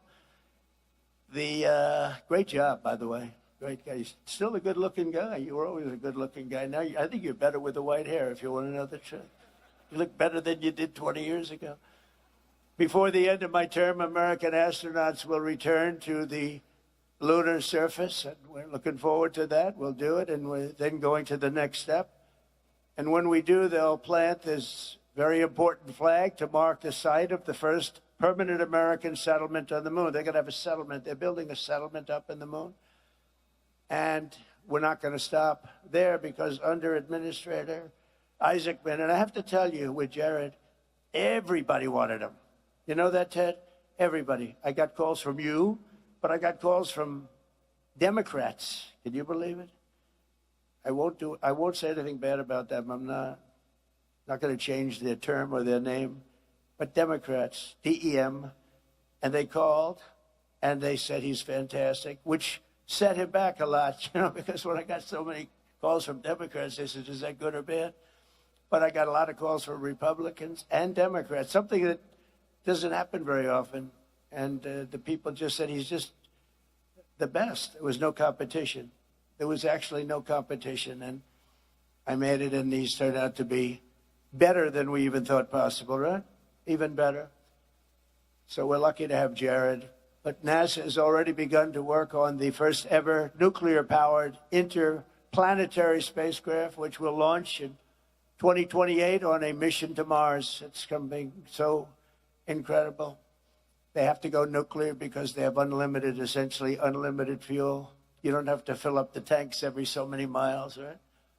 It's incredible. This ship will be among the first of what will ultimately be a massive American star fleet, making space travel almost as common as ocean travel today and bringing our military to a new level of excellence. Again, so much of this has to do with our military. I don't know if I'd be as enthused about it, but what it's done to our offensive and defensive capability is incredible. So we're doing this, but we're also, when you think of space or when you think of what we're doing here, the military is a very big factor. We're at levels that nobody ever thought would ever happen. And you see how well we fight. We fight very well. We're getting so much of our information from Space Force, as an example. Makes us a much better military. You look at Venezuela, what happened there. One day, actually to be exact, it was 48 minutes. And so much of that information came from space. And all the attacks are, if you look at our blockade, which is incredible, it's so successful, being helped by space, Ted, you know, being helped by space. So who would think? But it's so important, and that's a big component of what you're doing out here. These are ambitious goals, but as I said in my inaugural address last year, ambition is the lifeblood of a truly great nation. If you don't have ambition, you're not going to have a great nation. When Americans are determined, nothing can hold us back. In the end, American dominance in this domain is not a choice. It's an economic and national security necessity. A nation cannot be first on Earth if we're going to be second in space. Just not going to happen. Somehow it just doesn't work that way.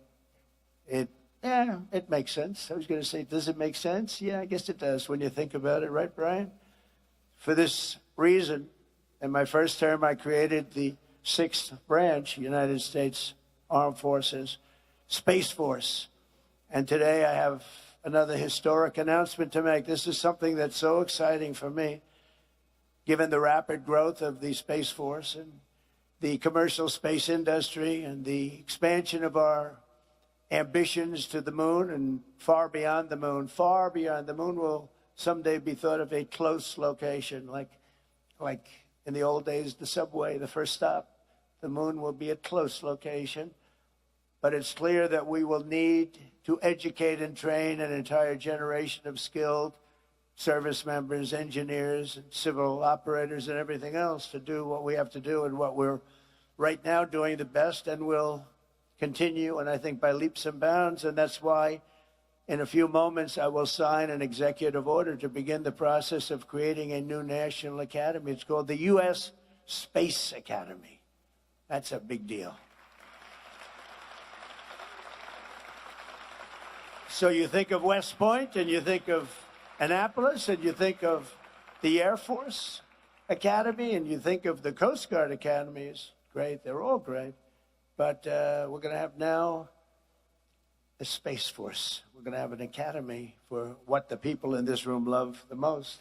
That's exciting. That's really exciting. And I'm going to be choosing a location very shortly. I know where some people want it that are in this audience. Some people come down, like this one guy over there, he's lobbying me, say, leave me alone. Just leave me alone. I'm not sure he's going to get it. I don't know if he's going to get it. But everybody wants it because it's the hot thing. Space is the hot thing. Tell you, Ted Cruz and Brian, you guys are there working too, I have to tell you. Just leave me alone, Ted, please. Leave me alone. But it'll serve both the United States Space Force as well as NASA and the civilian spaceflight industry, and it'll attract, train, and graduate the very best of our nation, and our nation really has to offer. And this is going to be, I said, I'll do it, but it's got to be top line. It's got to be the equivalent of the others, which are great. You know, they're among the hardest schools to get into. You know, you talk about the Ivy League schools. It's tougher to get into West Point, Annapolis, the Air Force Academy. Coast Guard, too. You know, we can't forget that. But so tough. All of them, among the hardest schools to get into, and they're great scholars, great everything going to that. You sort of have to have a lot of everything, not a little, but a lot of everything. But I said, this has to be comparable to that. You know, we don't want to do it in any other way. And it's going to be, even architecturally, it's going to be beautiful. It's going to be the top. It's going to be as good as it can get. You know, doing a bad building doesn't cost a lot less than doing a great building. I've always said it. Doing great architecture, doing something really great that's also practical. It doesn't cost much more than doing some of the bad stuff that you see all over the place. But we're going to make this so good and so exciting. But first, we have to honor the heroes who are inspiring the next generation of astronauts and pioneers and the people behind me. These people, I looked at them coming before I came up. I said, that's a good-looking group of people. I don't like speaking with those people behind me, to be honest. They look too good. But they're great people. They're great people. But the Congressional Space Medal of Honor, that's exactly what it says. This is a very rare thing. It's for courageous people, brilliant people, bestowed on astronauts who have distinguished themselves with exceptional service to the nation and all of mankind. Only 30 extraordinary men and women, long period of time, too, in the history of our country have received this extremely rare and distinguished honor. Real legends like Neil Armstrong, John Glenn, Alan Shepard, and the immortal heroes of Apollo 1. Today we add 4 new names to this elite roster of fearless explorers. That's really what they are when you think of it, fearless explorers that are very smart.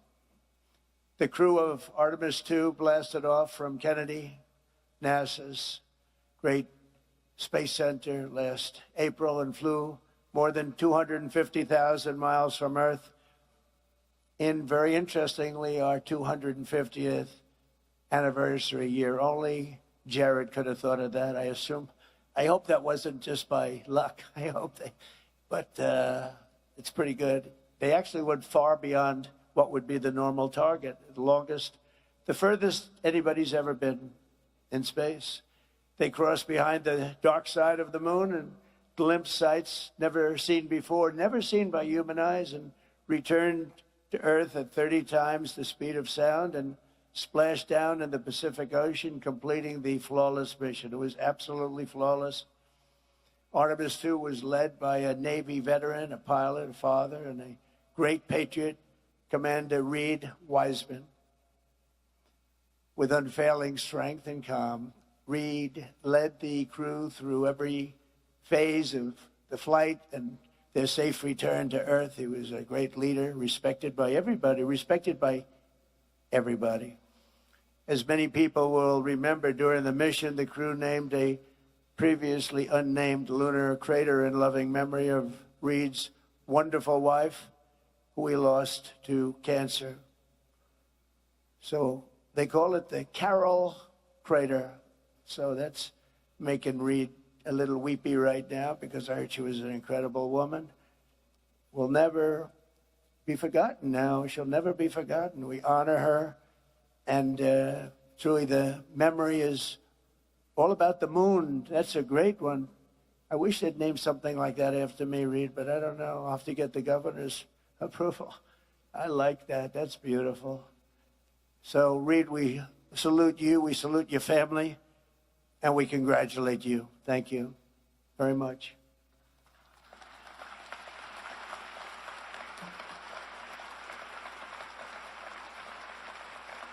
And today we also honor a distinguished naval aviator with an outstanding record as a test pilot. He served in 24 combat missions for our country before taking on the most dangerous mission of all, Pilot Victor Glover. Victor led guidance, navigation, and control operations with perfect skill and absolute total precision. And you have to have great precision or things will not go well. And he did it with the heart and the faith that brought out the best in this incredible team before the spacecraft passed behind the moon and lost communication. And they did. I was watching. There was absolutely none. I said, what's going on? But they lost total communication with Earth for a fairly extended period of time. Victor turned to prayer and reminded us all of God's love for all of his children. And Victor, thank you very much and congratulations. It's incredible. Great story. We also, thank you.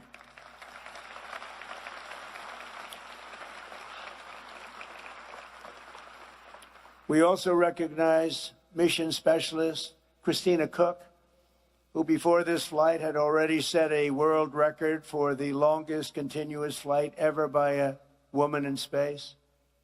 On Artemis 2, Christina led major science and observation tasks, making vital contributions to future missions and the advance of human knowledge. Christina tells young people, do what scares you. It's an interesting statement. I don't know about that, Christina. But that's the attitude that you have to have. You want to do this. And that is the attitude that she has, and I think that everybody standing behind me has, frankly. The further she went, the stronger she got. She was really amazing, they say, on the trip. She was just amazing. So, Christina, thank you very much. We appreciate it. Great job.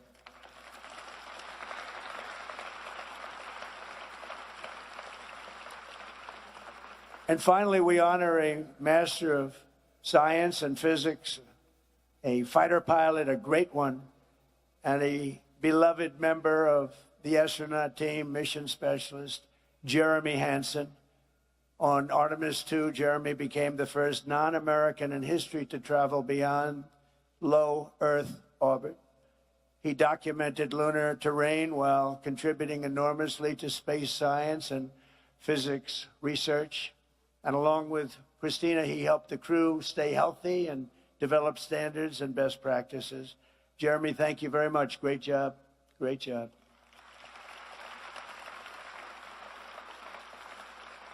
So with unmatched bravery and unwavering faith, these four extraordinary astronauts renewed the legacy of the pioneers and explorers who charted the world's oceans, climbed its highest summits, and tamed the American West. Great people, great men and women, incredible.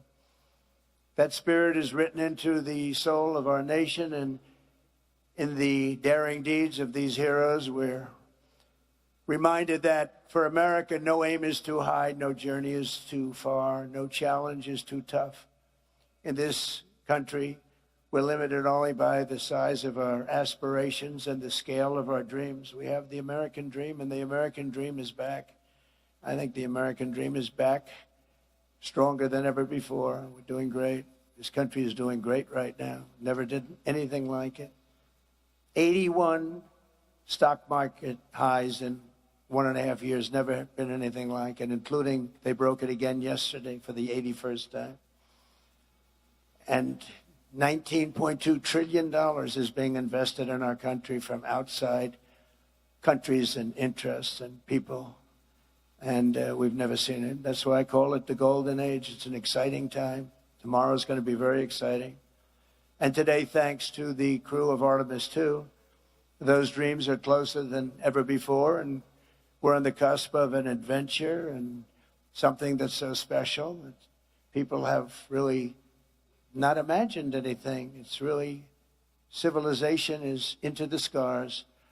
The stars are up there and they're beautiful, and you're right next to them. You have the courage to be right next to them. Few people do, but you're leading the way. It's great, great bravery. I want to thank again Reed, Victor, Christina, and Jeremy, very special people. And now I will sign the executive order creating the U.S. Space Academy, and then we will do the honors. Thank you very much, everybody. Great honor.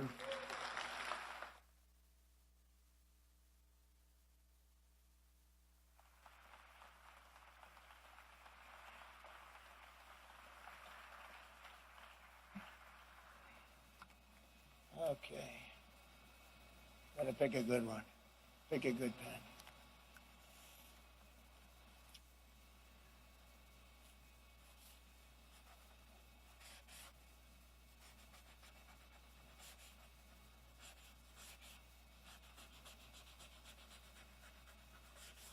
That's a good one. All right?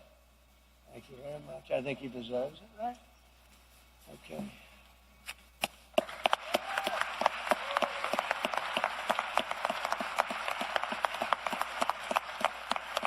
Thank you, Travis. Thank you very much. You'll take that. Take these around. We'll give them out to some of the people. We'll do that. We'll go over here.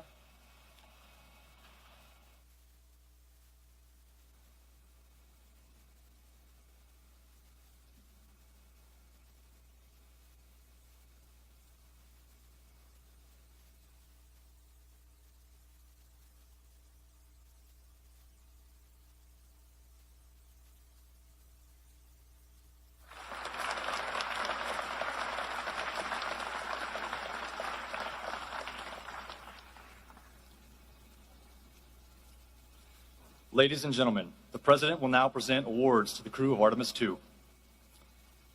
As mission specialist on Artemis II, Jeremy Hansen demonstrated exceptionally meritorious contributions by executing spacecraft communications, navigation procedures, and pre-launch verification activities, including pressure suit regulator checks and Orion systems configuration. Throughout the lunar flyby sequence, he led and executed detailed observation protocols, capturing and documenting lunar topography, eclipse phenomena, and solar coronal behavior while directing real-time scientific data collection for geology and heliophysics research. He performed manual control assessments and crew health evaluation tasks, including the orthostatic and tolerance garment test, advancing validation of systems and human factors performance essential to future lunar landing operations and long-duration deep space missions. During the mission, he was integral to the crew surpassing the Apollo 13 distance record and reaching approximately 252,760 miles from Earth, farther than any humans in history.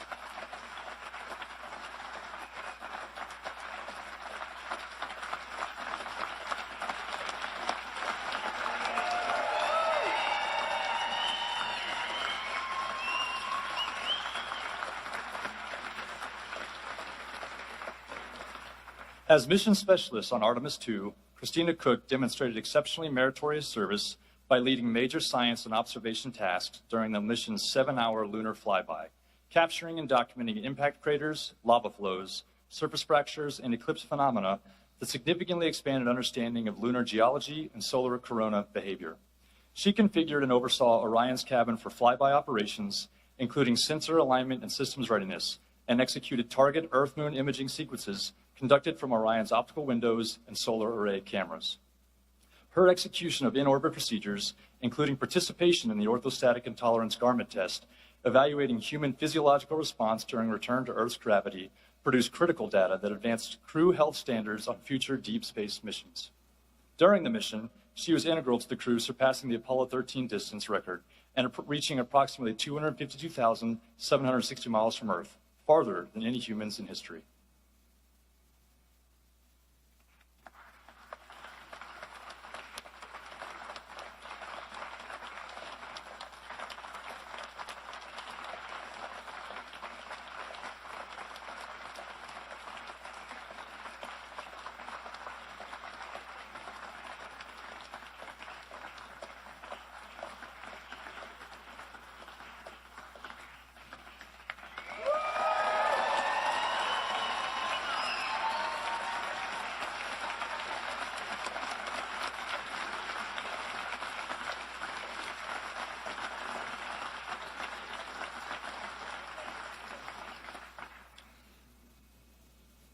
As pilot of Artemis II, Victor J. Glover distinguished himself through exceptionally meritorious performance by commanding and executing guidance, navigation, and control operations throughout launch, translunar injection, and return phases.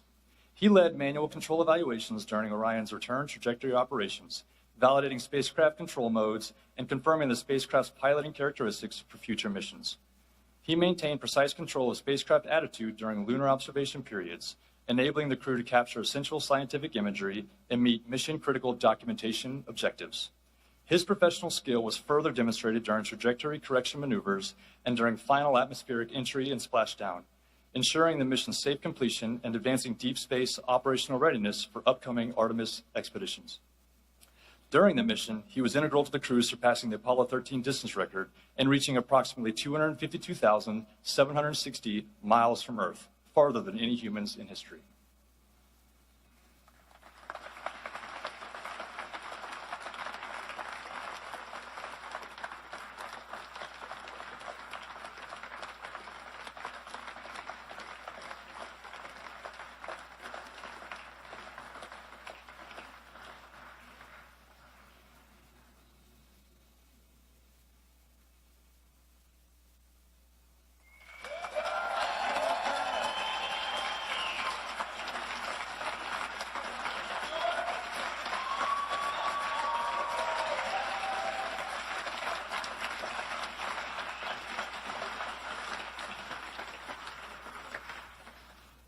As commander of Artemis II, Reed Wiseman exhibited exceptionally meritorious leadership in executing the first crewed lunar mission in more than 50 years, commanding and leading the crew through critical pre-launch validations, including SLS RS-25 engine readiness and Orion spacecraft power-up and suit integrity checks.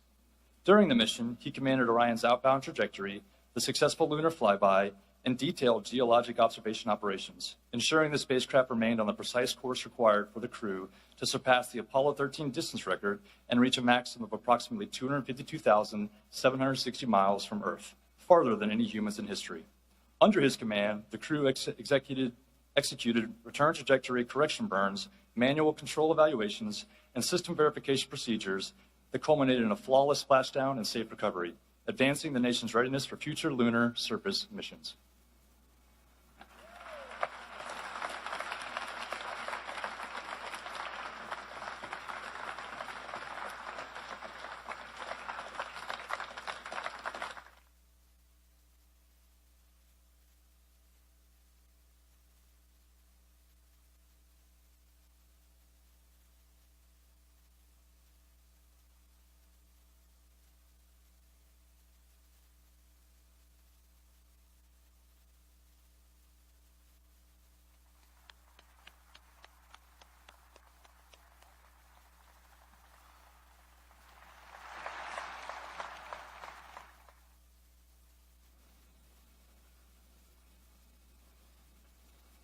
Victor, Christina, Jeremy, what an honor to do this with you three. Mr. President, it means a lot that you are here at the Johnson Space Center. It underscores the important work that is going on here in Mission Control in furthering human exploration, the home of our astronauts, the home of flight operations, and Mission Control. Thank you for coming here today.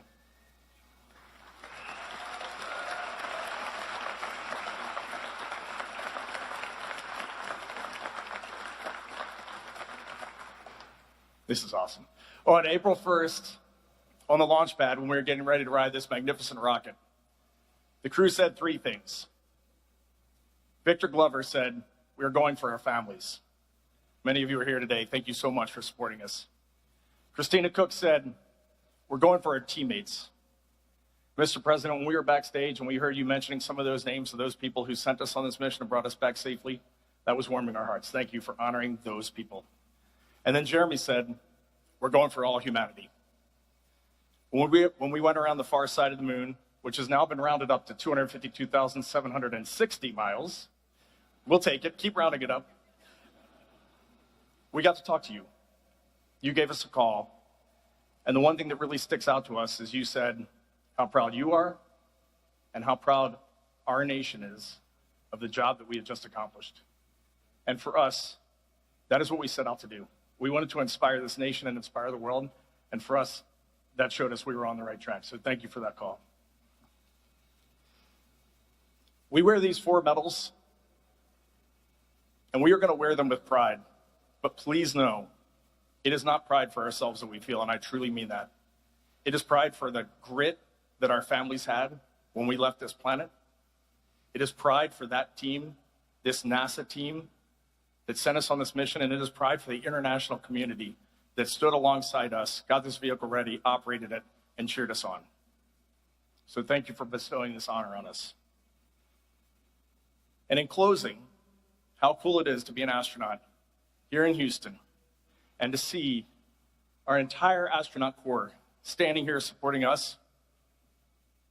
And behind me, you have the Artemis III crew, Randy, Luca, Frank, and Dr. Andre Douglas. And we are so excited to see where Artemis III goes and where the rest of this office goes, thanks to your vision and Administrator Isaacson's leadership. Thank you all.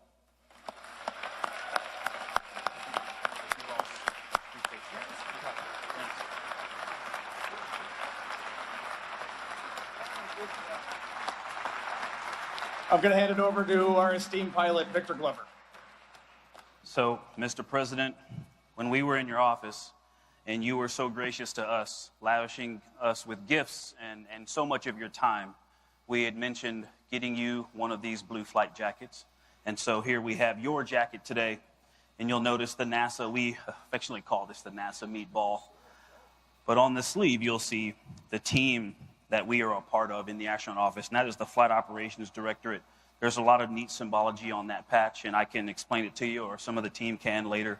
Underneath that, you have the Artemis 2 mission patch, which we told you a little bit about, and then you've got 45 and 47 patches, which represent that vision that Reed was talking about earlier. And so we are people of our word, and it is great to be able to give this to you in front of everyone. Thank you, sir. Thank you.